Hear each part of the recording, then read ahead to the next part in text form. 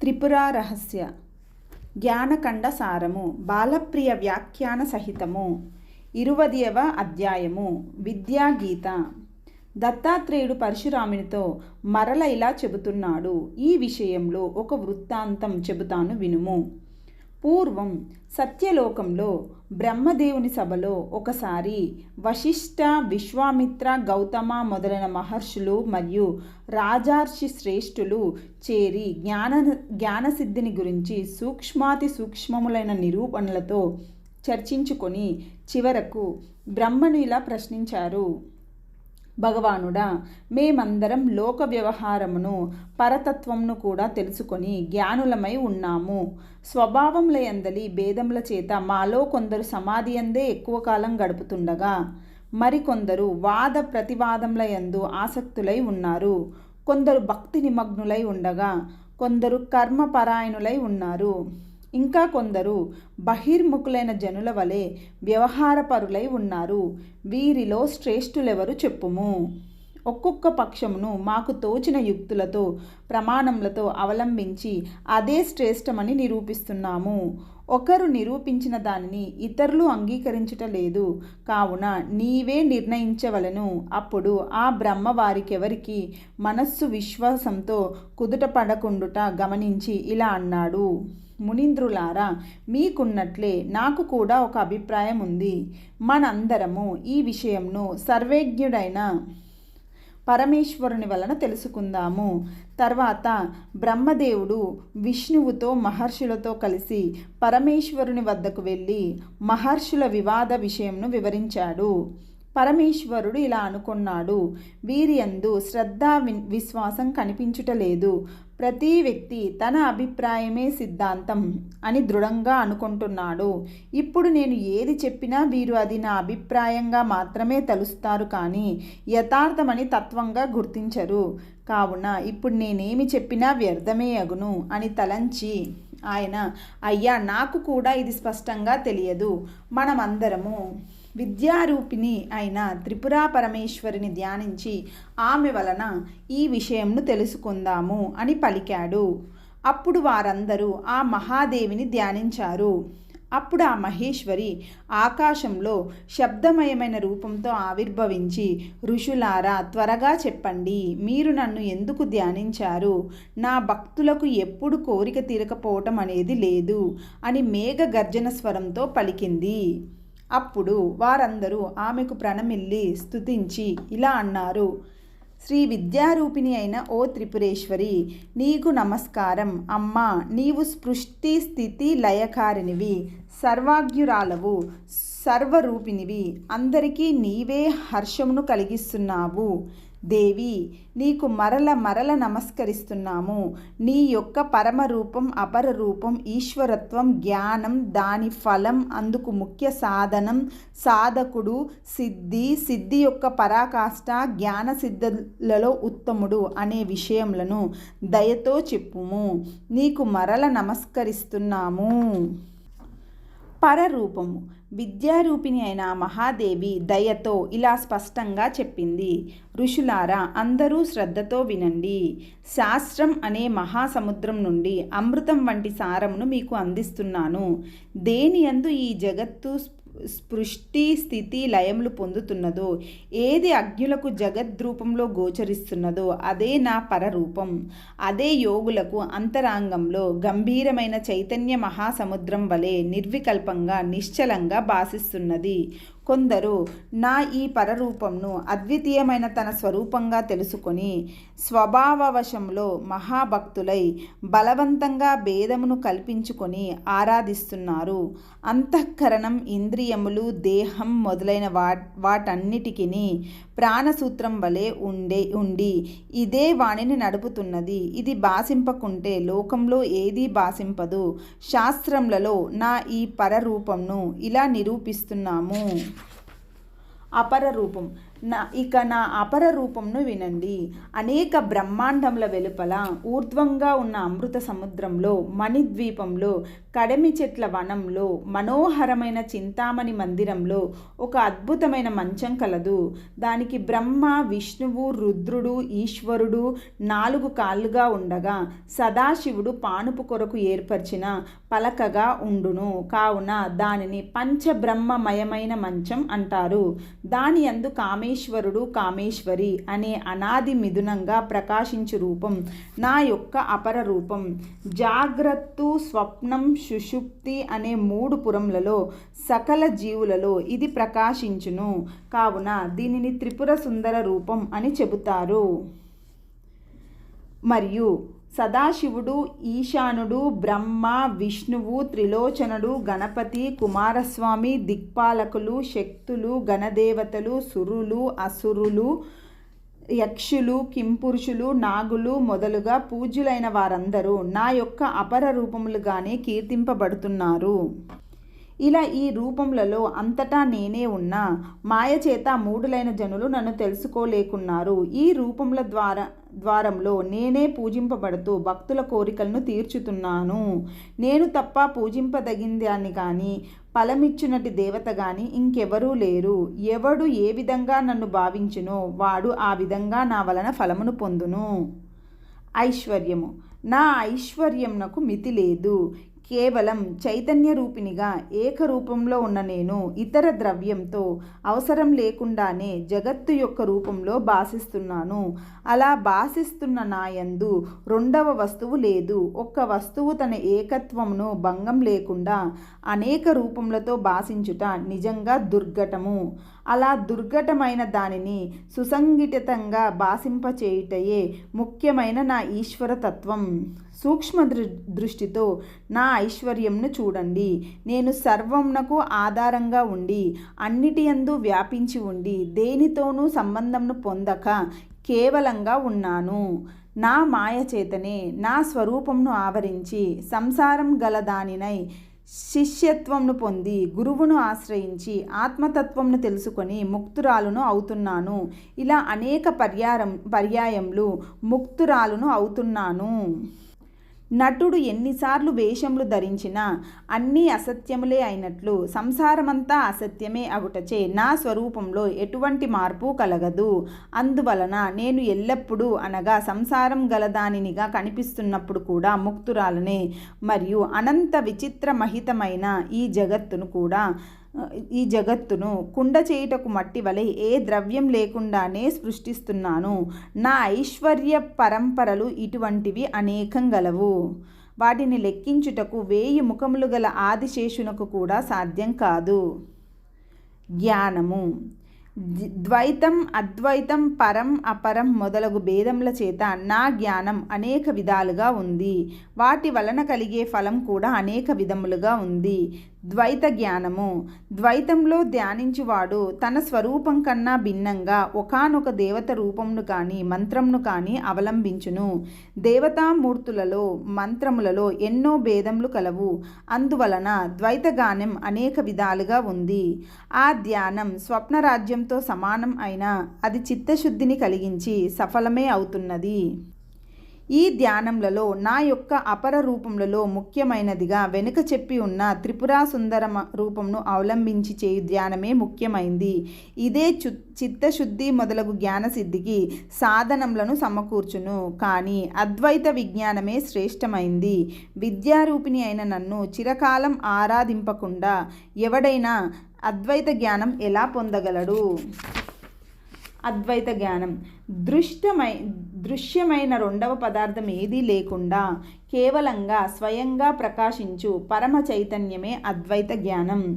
అది అపరోక్షంగా అనుభవంనకు వచ్చినప్పుడు ద్వైత జ్ఞానంను తిరస్కరించును.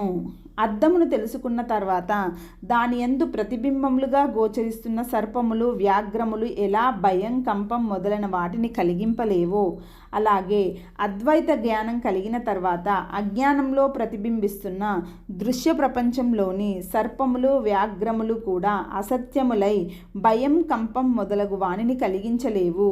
చిత్తం శుద్ధమైన చిదాత్మతో ఏకమై నిర్వికల్ప సమాధిని పొందిన తర్వాత సమాధి నుండి లేచిన వాడు సమాధిలో ఏ శుద్ధ చిదాత్మగా ఉన్నానో ఇప్పుడు కూడా ఆ శుద్ధ చిదాత్మగానే ఉన్నాను అని గుర్తించును. అలా గుర్తించుటయే ప్రత్యభిజ్ఞానము. పరజ్ఞానము సమాధి అందువలే తక్కిన సమయములలోనూ స్వరూపంను గుర్తిస్తుండుట పరజ్ఞానము. అది కలిగిన తర్వాత వ్యవహారంలో గోచరించు ఏ పదార్థంలోనూ సత్యత్వ బుద్ధి కలగదు. అద్దమునకు భిన్నంగా ప్రతిబింబములకు ఎలా అస్తిత్వం లేదో ఆత్మయందు ప్రతిబింబిస్తున్న సకల పదార్థాలకు ఆత్మకు భిన్నంగా అస్తిత్వం లేదు. ఈ విజ్ఞానం కలిగితే గాలి చేత మేఘము వలె సంశయములన్నీ ఎగిరిపోవును. ఈ పరజ్ఞానం కలిగిన తర్వాత కామం, క్రోధం మొదలగు సంస్కారములు కొన్ని మిగిలి ఉన్నా అవి కోరలు తీసిన పాముల వలె పడి ఉండును. ఇది పరజ్ఞానము. అపరజ్ఞానము ఇక శ్రవణం చేత కానీ తర్కం చేత కానీ దేహం, ఇంద్రియములు మొదలగు వానికి అతీతమైన కేవల చిదాత్మ యొక్క స్వరూపంను బుద్ధి చేత నిశ్చితంగా గ్రహించుట అపరజ్ఞానము. ఇది పరోక్ష జ్ఞానము. ఇది దేహం, ప్రాణం మొదలైన వాటిలో ఉండు నేను అనే అభిమానంను నశింపచేయును. పరజ్ఞాన ఫలము ఇక పరజ్ఞానం యొక్క ఫలమును వినండి. పరజ్ఞానం కలగగానే సకల దుఃఖములు నశించును. ఎక్కడా దేని వలన భయం కలగకుండుటయే మోక్ష ఫలం. ఇది తేలు, ఇది పాము, ఇది పెద్ద పులి అని రెండవ వస్తువు తోచినప్పుడే లోకంలో భయం కలుగుతున్నది. గాఢ నిద్రలో రెండవ వస్తువే భాషించదు, కావున భయం కలుగుటలేదు. అలాగే ఆత్మ కన్నా అన్యంగా ఏదీ లేదు అని రూఢిగా తెలిసిన వానికి వ్యవహార దశలో సూర్యోదయములలో చీకటి వలె తనకన్నా భిన్నంగా రెండవ వస్తువే తోచదు. ద్వైత భావంను విడిన వాడికి ఎక్కడా ఎప్పుడూ దేని వలన భయం లేదు. కావున ఆత్మజ్ఞానం కన్నా భిన్నములైన ఫలములన్నీ భయకారణములై అగును. లోకంలో పుత్రుడు, భార్య, గృహం, ధనం మొదలైన ఫలములన్నీ కొంతకాలంనకు అంతమొందక తప్పదు. అవి అంతమొందునేమో అనే భయం ఎప్పుడూ ఉండనే ఉండును. పుత్ర భార్యాదులతోటి సంయోగములన్నీ ఎప్పటికైనా వియోగంతో ముగియక తప్పదు. కావున నశ్వరములైన వాటిని వలన అభయం ఎలా కలుగును? అభయ రూపమైన మోక్షఫలమే యథార్థంగా ఫలము. స్వరూపంలో ఉండుటయే మోక్షము. తెలుసుకొనువాడు తెలుసుకొనుట, తెలుసుకొనబడుతున్న విషయం, దాని వలన కలిగే ఫలం అనే ఈ నాలుగు ఎప్పుడు ఒకటిగా తోచును. అప్పుడు అభయమైన మోక్షం కలుగును. ఇతర వస్తుభావములన్నింటినీ తొలగించుకున్న తర్వాత నిద్రలో తపస్సు ఆవరించినట్లు కాకుండా శుద్ధమైన ఆత్మస్ఫురణ ఏది కలదో అదే జ్ఞానం. తెలుసుకొనుచున్న వాని స్వరూపం కూడా ఇదే. అయినా మొదటివాడు తన స్వచ్ఛమైన స్వరూపంను గుర్తింపలేడు. వాని చేత స్వరూపంను గుర్తింపచేయుటయే గురువు, శాస్త్రం చేస్తున్న పని. వాని చేత తెలుసుకొనబడుచున్న విషయం కూడా ఇదే. ఇలా జ్ఞాత, జ్ఞానం, జ్ఞేయం అని మూడింటి యొక్క భేదం తొలగిపోవుటయే ఫలము. ఈ భేదములు నిజంగా లేవు, వ్యవహారం కొరకు కల్పింపబడినవి. కావున క్రొత్తగా లభించిన ఫలం కూడా ఏదీ లేదు. ఎంతవరకు జ్ఞాత, జ్ఞానం, జ్ఞేయం, ఫలం అనే భేదములు భాషించును అంతవరకు కొండవలే సంసారం నిలిచి ఉండును. ఎప్పుడు ఈ భేదములన్నీ నశించి వీటికి ఆశ్రయంగా ఉన్న ఆత్మ భాషించును అప్పుడు సంసారం గాలి చేత మేఘం వలె విచ్ఛిన్నమై నశించును. సాధనము ఇటువంటి మోక్షమును పొందుటకు దాని యందు గాఢమైన వాంఛయే సాధనము. దాని యందు తత్పరత్వం లేకపోతే ఇతర సాధనములు వేయి ఉన్నా ప్రయోజనం లేదు. అది పూర్ణంగా ఉంటే వేరొక సాధనం అక్కర్లేదు. ఎలా అయినా దీన్ని సాధిస్తాను అని ఎవడు తత్పరుడై ఉండునో వాడు అన్ని విధాలా ముక్తుడే. అటువంటి వాడు కొన్ని దినములో కానీ, మాసములలో కానీ, సంవత్సరములలో కానీ, జన్మాంతరములలో కానీ తప్పక ముక్తుడు అగును. బుద్ధి యొక్క నిర్మలత్వంలోని భేదములను బట్టి ముక్తి ఇప్పుడు కానీ మరికొంత కాలంలో కానీ సంభవిస్తున్నది. సకల పురుషార్థములను నశింపచేయు దోషములు బుద్ధి యందు అనేకములు ఉండును. వాటి చేతనే జనులు ఎల్లప్పుడూ ఘోరమైన సంసారంలో తాపం చెందుతున్నారు. అనశ్వాసం, కామవాసన, జడత్వం అని ఈ దోషములు 3 విధములుగా ఉన్నాయి. సంశయం, విపర్యం అని అనశ్వాసం 2 విధములుగా ఉంది. మోక్షం ఉందా లేదా అని సందేహించుట సంశయం, మోక్షం లేనే లేదని తలంచుట విపర్యం. ఈ 2 తత్పరత్వమునకు తత్పరత్వమునకు ముఖ్య ప్రతిబంధకములు. మోక్షం ఉన్నది అనే దృఢ నిశ్చయం చేతనే ఈ రెండూ క్రమంగా నశించును. వేద విరుద్ధమైన తర్కం అనశ్వాసమునకు మూలం. అటువంటి కుత్సితమైన తర్కమును వదిలి సరైన తర్కమును అవలంబిస్తే మోక్షం ఉందనే నిశ్చయం ఏర్పడును. తర్వాత శ్రద్ధ కలుగును. దాని చేత అనశ్వాసం నశించును. కామాది వాసనలు శ్రవణమునకు ప్రతిబంధకాలు. లోకంలో ప్రతి వ్యక్తి తాను కోరుతున్న దానినే ధ్యానించును. అటువంటి వాడు ముందున్న వస్తువును కూడా చూడడు. చెవి దగ్గర చెబుతున్న మాటనైనా వినడు. అటువంటి వాడు దేనినైనా విన్నా అది వినని దానితో సమానంగానే ఉండును. కాబట్టి కామాది వాసనలను వైరాగ్య సంపద చేత జయించాలి. ఈ వాసనలు 1000 విధములుగా ఉన్నాయి. కానీ వీటన్నిటికీ మూలం కామమే. అది నశిస్తే అన్నీ నశించును, ఏదీ మిగలదు. ఇది నాకు కావాలి అనే ఆశయే కామము. సులభములైన కోరికల యందు అది స్థూలంగా, దుర్లభమైన వాటి యందు సూక్ష్మంగా ఉండును. దృఢమైన వైరాగ్యంతో దానిని నశింపచేయాలి. కోరబడుతున్న విషయములలో ప్రతి క్షణం దోషమును పరిశీలిస్తూ వాటి యందు వైముఖ్యమును పొందితే ఆ వైముఖ్యం వాసనలను నశింపచేయును. ఇక మూడవది జడత్వం. చాలా పెద్ద దోషం. జడత్వం గలవాడు ఎంత శ్రద్ధతో విన్నా విషయం వాని బుద్ధికి ఎక్కదు. ఆత్మదేవతారూపిణి అయిన నా యొక్క సేవ చేత తప్ప వేరొక విధంగా జడత్వం నశించదు. భక్తి అందలి తారతమ్యంను బట్టి జడత్వం కొంచెంగా ఉండుట, అధికంగా ఉండుట అనే భేదంను బట్టి నేను నా భక్తుని యొక్క జడత్వంను వెంటనే కానీ జన్మాంతరంలో కానీ నశింపచేస్తాను. ఎవడు నన్ను ఎల్లప్పుడూ నిష్కామంగా భక్తితో ధ్యానించును వానికి సత్సంగం మొదలైన సాధనాలన్నీ సమకూరును. వాడు విఘ్నములనన్నింటినీ తొలగించుకొని త్వరగా కృతార్థుడు అగును. సర్వబుద్ధి ప్రసారమునకు కారణమైన నన్ను పూజించకుండా ఎవడు మూఢుడై ఇతర సాధనములను అవలంబించునో వాడు అడుగడుగున విఘ్నములను పొందుతూ ఫలమును ఎప్పటికో పొందవచ్చును, పొందకపోవచ్చును. కావున ఋషులారా, తత్పరత్వమే ముఖ్య సాధనము. సాధకుడు. ఈ కారణం చేత సాధకులలో తత్పరత్వం గలవాడే శ్రేష్ఠుడు. అటువంటి వారిలో నా యందు భక్తి కలవాడు అందరి చేత పూజింపబడును. సిద్ధి. దేహం, ప్రాణం మొదలైనవి ఆత్మ కాదు అనే నిశ్చయమే సిద్ధి. శరీరాల యందు అందరికీ ఇది నేను అనే భావన రూఢంగా ఉంది. ఆ భావన నిర్మూలించుటయే సిద్ధి. మరి నిద్రలో ఈ భావన లేదు కదా, అది సిద్ధి అగునా అంటే కాదు అని సమాధానం. తమస్సు యొక్క అతిశయం చేత నిద్రలో మనస్సు మూఢమై ఏ భావన పొందుటలేదు. అందువలన అది సిద్ధి కాదు. జాగ్రత్త దశయందే మనస్సులో దేహమే నేను అనే భావనను నిర్మూలించుట సిద్ధి. దేహాదులకు భిన్నంగా ఎవనికి కేవలమైన ఆత్మస్వరూపంలో నిశ్చితమైన భావన కలుగుటలేదు. దీని వలననే పెద్ద అనర్థముల పరంపర సంభవిస్తున్నది. కావున దేహం, ప్రాణం, ఇంద్రియములు మొదలైన వాటన్నింటినీ భాసింపచేస్తున్న కేవల చిదాత్మయే నేను అనే నిశ్చయం సకల సంశయములను నశింపచేయును. దీనినే విద్వాంసులు సిద్ధి అని చెబుతున్నారు. దీనికి మించిన సిద్ధి మరేదీ లేదు. ఆకాశ గమనము మరియు అనిమా, మహిమ, గరిమ మొదలైనవన్నీ ఆత్మజ్ఞాన సిద్ధిలో 16వ భాగంనకు కూడా సరిపోవు. అవన్నీ దేశకాలములను అనుసరించి అల్పములైన ఫలములనే ఒసంగును. ఆత్మజ్ఞాన సిద్ధి దేశకాలముల చేత పరిమితం కాదు. ఆత్మవిద్య సాధనములలో ఆకాశ గమనాది సిద్ధులన్నీ సంభవించును.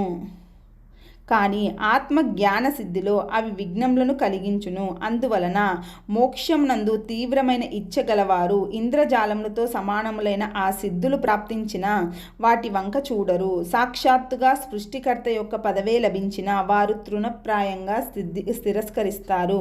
కాలక్షేప మాత్రములు జ్ఞానసిద్ధి కలుగుటలో ఆలస్యమునకు కారణములు అయిన ఈ క్షుద్ర సిద్ధులతో వారికి ఏమి పని? కావున ఆత్మజ్ఞాన సిద్ధి కన్నా మరొక సిద్ధి లేదు. దేని చేత శోకం పూర్తిగా నశించి బ్రహ్మానందం కలుగునో అదే సిద్ధి, కానీ తక్కినది ఏదీ కాదు. సిద్ధి యొక్క పరాకాష్ట అభ్యాసమునందలి భేదముల వలన, బుద్ధి యొక్క నిర్మలత్వంలోని తారతమ్యం వలన, పరిపాక విశేషం వలన ఆత్మజ్ఞాన సిద్ధి ఉత్తమము, మధ్యమము అని 3 విధములుగా ఉన్నది. గొప్ప అభ్యాసం వలన ఒకానొకడు ఎన్నో పనులు చేస్తున్న వేదమును స్వరం తప్పకుండా చెప్పగలుగును. వాని వేద పాఠం ఉత్తమము. మరొకడు ఏదైనా ఒక పనిని చేస్తున్నా దాని యందు శ్రద్ధను ఉంచకుండా వేదమును మాత్రం చక్కగా చెప్పుచుండును. ఆ వేద పాఠం మధ్యమం. వర్ణ స్వర మాత్ర కాలములను ప్రయత్నపూర్వకంగా స్మరిస్తూ చేయు వేదపాఠము అధమము. ఇలాగే ఆత్మజ్ఞాన సిద్ధి కూడా 3 విధములుగా ఉంది. కొందరు రాజ్య పరిపాలనాది వ్యవహారంలో ఉండి సమాధి కొరకు ఎటువంటి ప్రయత్నం చేయుటకు వీలు లేకున్నా వారి మనస్సు స్వరూపస్థితి అందే ఉండును. అది ఉత్తమ సిద్ధి. కొందరు వ్యవహారములను చేస్తున్న మధ్యలో సమాధిని పొందుతారు. ఇది మధ్యమ సిద్ధి. కొందరు వ్యవహారంను వదిలి సమాధ స్థితి అందే నిలిచి ఉంటారు. ఇది అధమ స్థితి. వీటిలో ఉత్తమమైనదే జ్ఞానసిద్ధికి పరాకాష్ట. స్వప్నం మొదలైన అవస్థలలో కూడా ఎవని యొక్క మనస్సు విచారం చేస్తున్న సమయంలో వలె శుద్ధ చిన్మత్రంగా ఉండును. వాని జ్ఞానసిద్ధి పరమోత్తమము. వానికి సహజంగా ఏ వ్యవహారములలోనూ వాసనల వల్ల యొక్క ప్రకోపం కలగదు. అందువలన సంకల్పం కలగదు. వానికి సహజంగా ఏ సంకల్పంతో పని లేకున్నా లోక సంగ్రహ దృష్టితో శాస్త్రమును అనుసరించి ప్రవర్తించును. ఇది జ్ఞానసిద్ధికి పరాకాష్ట. అప్రయత్నంగా ఎప్పుడూ మనస్సు చిదాత్మకైన స్వరూపంలో తెంపు లేకుండా నిలిచి ఉండును. అప్పుడు జ్ఞానసిద్ధి పరాకాష్ఠను పొందును. ఎవడు వ్యవహారపరుడై వివిధ పదార్థములను చూస్తూ కూడా ఆత్మకన్నా భిన్నంగా దేనిని చూడడో, కార్యములు నిర్వహిస్తున్న నిద్రిస్తున్న వాని వలె ఎవడు వానిని పట్టించుకోడో అటువంటి వాని జ్ఞానసిద్ధి పూర్ణము. జ్ఞానసిద్ధులలో ఉత్తముడు. ఇటువంటి జ్ఞానసిద్ధిని పొందినవాడు సిద్ధులలో ఉత్తముడు. ఇతడు వ్యవహారంలో నిమగ్నుడై ఉన్న సమాధ స్థితిని ఎప్పుడూ వదలడు. ఇతడు తన యొక్క అనుభవంను బట్టి అనేక విధములుగా ఉండు జ్ఞానుల యొక్క సిద్ధి భేదములను గ్రహిస్తుండును. వీనికి కోరిక కానీ సంశయం కానీ కొంచెం కూడా ఉండవు. వ్యవహారంలో ఇతడు నిర్భయుడై సుఖమును దుఃఖమును స్వప్నంలో వలె తనయందే కలుగుతున్నట్లు చూస్తుండును. బంధం అసత్యం అగుటచే అందరూ ఎప్పుడూ ముక్తులే కావున ఉత్తమ జ్ఞాని వీడు బద్ధుడు వీడు ముక్తుడు అనే భేదముతో చూడడు. ఎవనికి మోక్షం కావాలని తలంచడు. ఆ ఉత్తమ జ్ఞానిని నేనే, మా ఇద్దరికీ భేదం లేదు. ఋషులారా, మీరు అడిగినవన్నీ క్రమంగా స్పష్టంగా చెప్పాను. వీటిని తెలుసుకున్నవాడు ఎప్పుడూ భ్రాంతిని పొందడు. ఇలా ఆ పర విద్యారూపిణి అయిన త్రిపురాదేవి పలికి విరమించింది. ఋషులు సందేహంను వీడి బ్రహ్మ విష్ణు మహేశ్వరులకు నమస్కరించి వెళ్ళిపోయారు. భార్గవ, నీకు విద్యాగీతను చెప్పాను. ఇది పాపనాశిని. దీనిని చక్కగా విని ఇందులోని అర్థమును విచారిస్తే ఇది ఆత్మ సామ్రాజ్యమును ఒసంగును. శ్రీ పరావిద్య చేతనే సాక్షాత్తుగా ఇది నిరూపింపబడి ఉండుటచే ఇది ఉత్తమమైన గీత. దీనిని ప్రతిదినం పఠించువాని ఎడల ప్రీతి చెంది ఆ పరాదేవియే స్వయంగా వారికి జ్ఞానం ఒసంగును. సంసార సాగరంలో మునుగుతున్న వారిని ఆమెయే నౌకయై తరింపచేయును. ఇది జ్ఞానఖండంలోని విద్యాగీత అనే 20వ అధ్యాయము. బాలప్రియ. విద్యాగీతలో గ్రంథం యొక్క తాత్పర్యం సంగ్రహంగా నిరూపింపబడింది. విద్యాగ్రహణంలో శ్రద్ధ ముఖ్యమని, అది చెబుతున్న వాని యొక్క గొప్పతనంపై ఆధారపడి ఉండునని ఈ కథలో వ్యక్తమవుతున్నది. విషయం సమానమే అయినా దానిని సామాన్యుడైన ఒక ఆచార్యుడు చెబుతున్నప్పుడు కలిగే శ్రద్ధ కన్నా పరమేశ్వరుడే చెబుతున్నప్పుడు కలిగే శ్రద్ధ అత్యధికంగా ఉండును. అందువలన దత్తాత్రేయుడు ఎన్నో కథల వలన తత్వంను నిరూపించి ఇంచుమించుగా ఉపదేశంను ముగిస్తూ దేవలోకంలో మహర్షులకు త్రిమూర్తులకు సాక్షాత్ చిద్రూపిణి అయిన త్రిపురా సుందరియే బోధించిన తత్వసారమును పరశురామునకు అందించాడు. గొప్ప తపస్సులు చేసిన వారే బ్రహ్మసభకు వెళ్ళగలుగుతారు.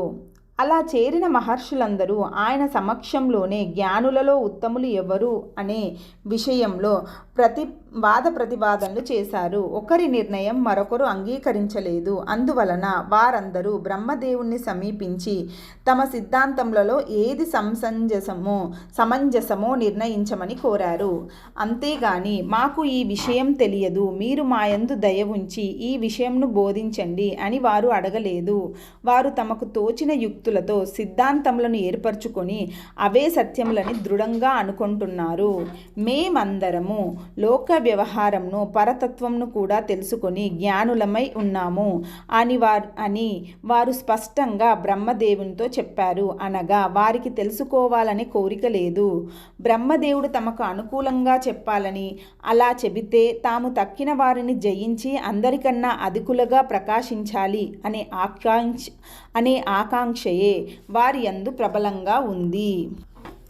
వారి దృష్టిలో ఆయన కూడా ఒక తపస్వియే. తమకన్నా అధికంగా తపస్సు చేసి ఈ లోకమునకు ఆధిపత్యంను పొంది ఉన్నాడు. అందువలన ఆయన తమ అభిప్రాయంలోని ఏమాత్రం భిన్నంగా చెప్పినా అంగీకరించుటకు వారు సిద్ధంగా లేరు. ఈశ్వరుని విషయంలో, విష్ణువు విషయంలో కూడా వారి అభిప్రాయం ఇలాగే ఉంది. ఈశ్వరుడు ఇది గమనించి విద్యారూపిణి అయిన త్రిపురాదేవినే ప్రార్థిద్దాం అని చెప్పాడు. ఆమె సర్వలోకేశ్వరి, సర్వాత్మిక కావున ఆమె చెప్పిన దానిని వారు నిస్సందేహంగా శిరసా వహిస్తారు అని ఆయన వారిని అలా ప్రోత్సహించాడు. అందరూ అందుకు అంగీకరించి ఆమెను విద్యారూపిణిగా ధ్యానించారు. వారందరి యొక్క సంకల్పం ఏకముఖమై సర్వవ్యాపకమై ఉన్న ఆత్మ అనే మహాసముద్రంలో ఒక తరంగంను పుట్టించింది. సృష్టి జరుగునప్పుడు ఆత్మ నుండి మొదట పుట్టింది ఆకాశం. ఆకాశం యొక్క గుణం శబ్దం. వేదములు, శాస్త్రములు మొదలగు సకల విజ్ఞానం ఆ శబ్దంలోనే ఉండును. కావుననే ఆత్మ సర్వజ్ఞం అని దాని నుండి పుట్టిన ఆకాశం యొక్క గుణమైన శబ్దం నుండి వెలువడిన వేదములు సర్వజ్ఞ కల్పములు అని చెప్పబడుతున్నాయి. సర్వజ్ఞ కల్పం అనగా సర్వాజ్ఞముతో కొంచెం తక్కువ సమానములు అని అర్థం. సకలమైన ఈ విజ్ఞానమే విద్య. ఆ మహర్షుల యొక్క ప్రార్థనా రూపమైన సంకల్పమును అనుసరించి ఆత్మ ఆకాశ శరీరంతో విద్యారూపిణి అయి వారికి గోచరించింది. ఆమె యొక్క శబ్దం వినిపించిందే కానీ వారికి ఆమె కనిపించలేదు. ఆమె అందుకు ఆవశ్యకమైన రూపంను కైగొనలేదు. ఆకాశం వలన వాయువు పుట్టును, వాయువును శబ్దం, స్పర్శ అనే 2 గుణములు ఉండును. ఆకాశ వాయువులతో ఏర్పడిన శరీరములు కూడా కంటికి కనిపించవు. వాయువు నుండి అగ్ని పుట్టును. అగ్నికి శబ్దం, స్పర్శ, రూపం అనే 3 గుణములు కలవు. కావున ఆకాశం, వాయువు, అగ్ని అనే 3 భూతముల సమ్మేళనం ఉన్నప్పుడే శరీరం కంటికి కనిపించును. త్రిపురాదేవి ఆకాశం నుండి మాత్రమే శరీరంను పొందుటచే శబ్ద రూపంలోని ఆమె వారి శ్రోతేంద్రియములకు గోచరించింది. అప్పటి వరకు జ్ఞానులలో శ్రేష్ఠుడు ఎవరు అనే విషయంను గురించే చర్చిస్తున్నారు. కానీ దేవి ప్రసన్నురాలై ఆవిర్భవించగానే ఒక్కొక్కరు ఒక్కొక్క విషయం గురించి ఆమెను అడిగారు. ఆమె వారు అడిగిన విషయాలన్నింటినీ క్రమంగా వివరించింది. వాటిలో కొన్ని చాలా ప్రాథమికములైన విషయములు కూడా ఉన్నాయి. బ్రహ్మలోకమునకు పోగలిగిన మహర్షులకు ఈ విషయములు తెలియవా? తపశ్శక్తులకు, జ్ఞానములకు సంబంధం లేదు. అంతేకాదు ఆత్మజ్ఞానం మానవలోకంలో పొందుట సులభమైనట్లు మరి ఏ లోకంలోనూ సులభం కాదు. ఆత్మ మానవలోకంలో నిర్మలమైన బుద్ధిలో అద్దంలో ముఖం యొక్క ప్రతిబింబం వలె స్పష్టంగా గోచరించును. పితృలోకంలో స్వప్నంలో వలె గోచరించును. నీటిలో ప్రతిబింబం వలె గంధర్వలోకంలో గోచరించును. బ్రహ్మలోకంలో వెలుగుకు నీడకు గల భేదం వలె గోచరించును. అది కఠోష్ అని కఠోపనిషత్తులలో వివరింపబడి ఉంది. పై లోకములలో ఒక్క బ్రహ్మలోకంలో మాత్రమే హిరణ్యగర్భుని సమక్షంలో ఆత్మను గురించి విచారం చేసి జ్ఞానంను పొంది ముక్తులు అగుటకు అవకాశం ఉంది. సత్యలోకమునకు పోగలుగుట సులభం కాదు. ఇంద్రియములను జయించి శాంతులై అరణ్యములలో భిక్షావృత్తిని అవలంబించి సగుణ బ్రహ్మోపాసన రూపంలో ఎంతో కాలం తపస్సు చేసిన వారు మాత్రమే బ్రహ్మలోకమునకు వెళ్ళగలరు అని ముండకోపనిషత్తులో చెప్పబడి ఉంది. అంతా కష్టపడి బ్రహ్మలోకమునకు వెళ్ళినా అక్కడ కూడా ఆత్మ విచారంను చేసిన వారు జ్ఞానంను పొందాలి విచారమును చేసి వారు జ్ఞానంను పొందాలి. తర్వాత బ్రహ్మదేవుని పరిపాలనా కాలం ముగిసినప్పుడు ఆయనతో పాటు వారు కూడా ముక్తిని పొందుతారు. జీవులలో అనేక తరగతులు కలవు. శ్రవణ మనన నిధిధ్యాసనములతో నిర్గుణ బ్రహ్మను ఉపాసించి జ్ఞానము చేత ఆత్మ సాక్షాత్కారంను పొందిన జీవన్ముక్తులు మొదటి తరగతి. జ్ఞానం కలుగట పూర్వమే వీరిలో కొందరు పెద్ద యజ్ఞములు గొప్ప తపస్సులు చేసి ఉంటారు. ఆ పుణ్యం యొక్క అతిశయం చేత వారు విశ్వ పరిపాలనలో అధికార పదవులలో ఉంటారు. విష్ణువు, బ్రహ్మ, ఈశ్వరుడు, లక్ష్మి, సరస్వతి, పార్వతి, ప్రజాపతులు, మనువులు, సప్తార్షి మండలంలోని మహర్షులు, వేదవ్యాసుడు మొదలైనవన్నీ ఇటువంటి పదవులే. వీరు ముక్తులు అగుటచే ప్రారబ్ధం యొక్క అంతంలో శరీరం పడిపోవునప్పుడు కుండ పగిలిపోయినప్పుడు కుండలోని ఆకాశం చుట్టూ సర్వవ్యాపకమైన ఆకాశంలో కలిసిపోవునట్లు వీరి ఆత్మ కూడా పరమాత్మలో లీనమగును. వీరు ఏ లోకంనకు వెళ్ళరు. ఎక్కడి వారు అక్కడే పరమాత్మలో లీనమవుతారు. వీరు ఉత్తమ జ్ఞానులు. అధికార పదవులలో ఉండి వ్యవహరిస్తున్నప్పుడు కూడా ముక్తులే. కానీ పదవులను పొందువారందరూ జ్ఞానులై ఉండాలనే నియమం లేదు. కొందరు కేవలం యజ్ఞముల చేత కానీ తపస్సుల చేత కానీ పదవులను పొందుతారు. వీరికి పదవీ కాలం ముగిసినంతనే నహూషునితో సర్పజన్మ వచ్చినట్లు జన్మాంతరం తప్పదు. అగ్ని, వాయువు, ఇంద్రుడు మొదలైన పదవులలో ఇటువంటి వారు అనేకులు ఉంటారు. సుగుణ బ్రహ్మోపాసకులు 2వ తరగతి. పంచాగ్ని విద్యను, శ్రద్ధను, సత్యమును, సగుణ బ్రహ్మమును ఉపాసించిన వారు మరణించినప్పుడు అర్చిరాది మార్గంలో బ్రహ్మలోకంనకు చేరుతారు. అక్కడ వీరు బ్రహ్మదేవుని వద్ద ఆత్మ విచారమును గావించి ఆయన యొక్క పదవీ కాలం ముగిసినప్పుడు ఆయనతో పాటు వీరు కూడా ముక్తిని చెందుతారు. కావున వీరు బ్రహ్మలోకం నుండి తిరిగి రారు. సకారమూర్తులను ఉపాసించువారు, యజ్ఞములను చేసిన వారు 3వ తరగతి. వీరు ధూమాది మార్గములలో గంధర్వలోకము, పితృలోకము, ఇంద్రలోకము మొదలైన స్థానములకు వెళ్ళి అక్కడ తమ పుణ్యఫలములను అనుసరించి భోగములను అనుభవించి పుణ్యం క్షీణించినప్పుడు అక్కడ నుండి మర్త్యలోకమునకు తిరిగి వచ్చి పూర్వకర్మశేషంను అనుసరించి జన్మలను పొందుతారు. అర్చిరాది మార్గం శుక్లగతి అని, ధూమాది మార్గం కృష్ణగతి అని భగవద్గీతలో నిరూపింపబడింది. సామాన్యములైన పుణ్యములను పాపములను చేయుచుండువారు ఏ లోకములను వెళ్లకుండా ఇక్కడే పుణ్యాతిశయమును బట్టి మహారాజులుగాను, మంత్రులుగాను, సంపన్నులుగా, పాపం ఎక్కువగా ఉంటే పశుపక్షాది జన్మలను పొందుతారు. వీరు 4వ తరగతి. మహాపాపములు చేసిన వారు 5వ తరగతి. వీరు నరకమునకు వెళ్ళి యాతనలు అనుభవించి పూర్వకర్మశేషను అనుసరించి మనుష్యాది జన్మలను పొందుతారు. ఈ దృష్టితో చూసినప్పుడు పై కథలో బ్రహ్మసభలో 2 తరగతుల వారు ఉన్నారని గ్రహించవలసి ఉంది. విష్ణువు, ఈశ్వరుడు, వశిష్ఠ, విశ్వామిత్రులు మొదలైన మహర్షులు మొదటి తరగతి వారు. వీరు ఉత్తమ జ్ఞానులు, జీవన్ముక్తులు. దేవి చెప్పిన విషయములన్నీ వీరికి తెలిసినవే కానీ క్రొత్తవి కారు. వీరు బ్రహ్మసభకు ఆగంతకులుగా వచ్చినవారు, అనగా సభలో పాల్గొనుటకై తాత్కాలికంగా వచ్చినవారు. వీరు బ్రహ్మలోక నివాసులు కారు. ఆ సభలో కలిగిన వివాదం వీరు ప్రారంభించింది కాదు. వారికి జ్ఞాన విషయంలో ఎప్పుడూ సందేహమే ఉండదు. అలా ఉంటే వారు జ్ఞానులు కారు, జీవన్ముక్తులు కాలేరు. ఇక వివాదం సగుణ బ్రహ్మోపాసకులై బ్రహ్మలోకంనకు వచ్చిన 2వ తరగతిలో వారిలోనే బయలుదేరిందని గ్రహించవలసి ఉంది. వీరు ఆఘాంతకులు కారు. సభ ముగియగానే విష్ణువు, ఈశ్వరుడు, వశిష్ఠ మొదలైన బ్రహ్మర్షులు తమ స్థానంలోకి తిరిగి వెళ్తారు. వీరు అలా తిరిగి వెళ్ళరు. వీరు భూలోకంలో ఉపాసనలు చేసి మరణించిన తర్వాత అర్చిరాది మార్గంలో బ్రహ్మలోకంను నివాసించుటకై వచ్చినవారు. కావున వీరు బ్రహ్మలోకంలో నిత్య నివాసులు. వీరు భూలోకంలో ఉన్నప్పుడు శ్రవణ మనన నిధిధ్యాసములతో ఆత్మవిచారణను చేసి జ్ఞానంను పొందినవారు కారు. వీరు బ్రహ్మలోకంలో ఆత్మవిచారమును చేసి జ్ఞానులై బ్రహ్మదేవునితో కూడా ముక్తిని పొందవలసిన వారు. కావున వీరు బ్రహ్మలోకంలో నిత్యం ఆత్మవిచారము విచారమునే చేస్తుండాలి. వీరి చేత ఆత్మవిచారం చేయించి వీరిని ముక్తులను గావించవలసిన కర్తవ్యం బ్రహ్మదేవునకు ఉంది. ఆయన యొక్క పదవీ బాధ్యతల్లో ఇది ఒకటి. బ్రహ్మలోకంనకు ఉపాసకులై వచ్చిన వారు కూడా ముక్తి పొందవలసిందే కానీ మరల తిరిగి వచ్చుట అనేది లేదు. ఇది విశ్వ విధానంలో ఒక నియమం. వీరు బ్రహ్మలోకంనకు మొదట వచ్చినప్పుడు అక్కడి అద్భుతమైన సన్నివేశంనకు ముగ్ధులై బ్రహ్మదేవుని యందు భయభక్తులతో శ్రవణ మనన నిధి ధ్యాసనములను ఆరంభించిన కాలం గడిచే కొద్దీ ఆయనతో అతి పరిచయం వలన శ్రద్ధ సన్నగిల్లుట సహజం.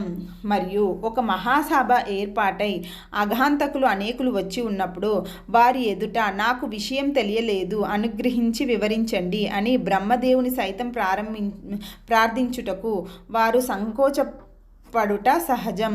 వారికి కూడా మేము మహా తపస్సులం అనే అభిమానం ఉండనే ఉండును. అది జ్ఞానం చేత కానీ నశించదు. జ్ఞానం కావాలనే శ్రద్ధ కలగాలంటే అభిమానం తగ్గాలి. ఇది ఎలా జరగాలి అనేది చిక్కు సమస్య. బ్రహ్మర్షులైన వశిష్ఠాదులు ఇందులో జోక్యం కలిగించుకోకపోవటం గమనింపదగింది. ఈ వాదమును పరిష్కరింపమని కొందరు ఋషులు వారిని అడిగి ఉండవచ్చును. వారు దానిని పరిష్కరించుటకు ప్రయత్నించకుండా బ్రహ్మ ఉండగా ఒకరు దీనిని పరిష్కరించవలసింది ఏముంది, వారినే అడుగుము అని చెప్పి ఉంటారు. బ్రహ్మదేవుడు లోకాధిపతి, ఆ సభకు అధ్యక్షుడు, ఆ ఉపాసకులకు అందరికీ ఆయన గురువు.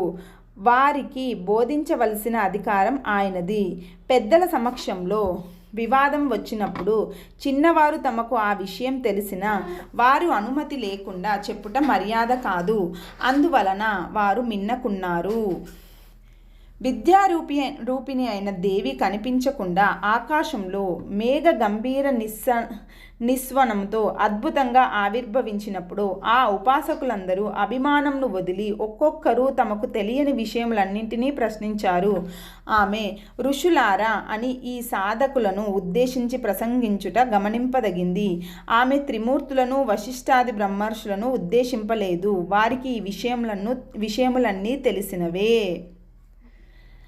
ఆమె ఉపదేశం యొక్క ఆరంభంలో శాస్త్రం అనే మహాసముద్రం నుండి అమృతం వంటి సారంను మీకు అందిస్తున్నాను అని చెప్పడం గమనింపదగింది. ఆ పరమేశ్వరి కూడా నేను చెబుతున్నాను కావున మీరు వినండి అని చెప్పకుండా శాస్త్రమే ప్రమాణం అని మొట్టమొదటి ఉపదేశం చేసింది. ఆమె బోధించి కొన్ని నిమిషములలో అదృశ్యురాలు అగును. ఆమె యొక్క ఉపదేశంనకు ఆమె ప్రమాణం అయితే ఆమె అదృశ్యమైన తర్వాత సందేహాలు కలిగితే గతి ఏమిటి? ఆమె మాటిమాటికి ఆవిర్భవించదు. అందువలన తర్వాత సందేహాలు కలిగితే శాస్త్రమే ప్రమాణంగా బ్రహ్మ వద్ద విచారం చేయమని ఆమె ముందే వారికి స్పష్టంగా సూచించింది. దీని వలన బ్రహ్మలోకంనకు వెళ్ళిన ఉపనిషత్తుల్లోని వాక్యముల యొక్క అర్థమును విచారించాలి అనేది స్పష్టం. ఎంతో కష్టపడి తపస్సులు చేసి ఆ లోకంనకు వెళ్ళి ఆత్మవిచారం చేసి అక్కడ ముక్తులగుట కన్నా ఈ లోకంలోనే ఇప్పుడే ఆ వేదాంత విజ్ఞానంతో ఆత్మవిచారం చేసి హేమాచూడు, జనకుడు, అష్టావక్రుడు మొదలైన వారి వలె వెంటనే తరించి బ్రహ్మానందంలో నిమగ్నమగుట ఎంతో మేలు అనుట ఈ కథకు సారాంశం.